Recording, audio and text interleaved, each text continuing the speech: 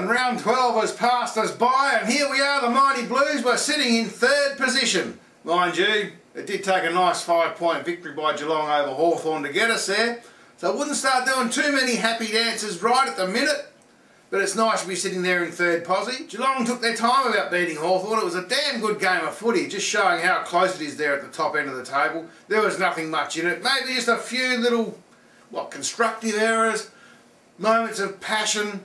Call it what you like, but 5 points for a victory over Hawthorn by Geelong was good enough to get them the 4 points in the table and have us sitting there nice and pretty. Look, the game against Brisbane Lions for Carlton, what can you say with a 10-goal victory? We sort of put them away pretty easy in the second and third quarters, and the last quarter was a matter of just maintaining the status of the game.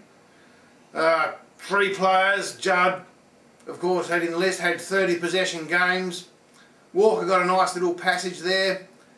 Look, we're okay. I'm not going to rant and rave about a great 10-goal victory and say that we're top of the heap and they were undefeatable and unbeatable. That's not the case. We're just holding ourselves at the moment. It's really good to be feeling positive and sensational about the season coming forward. Then you look at Collingwood. They stitched up Melbourne well and truly with a nice little victory over 10 goals as well. So that's the status of the game. The top 4 are all cruising along well, but when we come up against each other, it looks like it's anybody's chance of winning the game.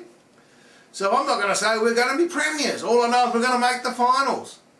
Adelaide, well, they fell over pretty rapidly there against West Coast Eagles, weren't even in the hunt. There's really some troubles down there at Amy Stadium. Maybe Port Power are looking pretty happily over their shoulder out of their clouds now because the other team in the City of Churches are struggling as well. Gold Coast, look, don't write them off. They're going to get another 4 points for a victory sometime this season as well. Essendon seem to have stumbled as well.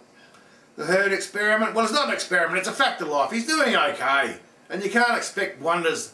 It's nice to have that passion and believe your team's just going to suddenly become a miraculous team of victory winners when you've got a great old club champion back at the head, but that's not the case.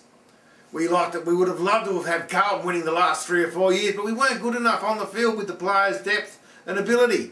But now that's changed. They've got the games under the belt, so we can look forward to this season keeping going along. Well, let's see how we go this weekend. It's going to be nice to see how the little result lets up there, because there's a little bit of a chance we could sneak into second spot. It takes a bit of a hoo-ha of a situation for it to happen.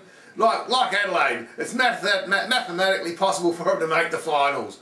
Well, it's mathematically possible for us to get into second spot this weekend. But don't hold your breath, because you'll go blue in the face.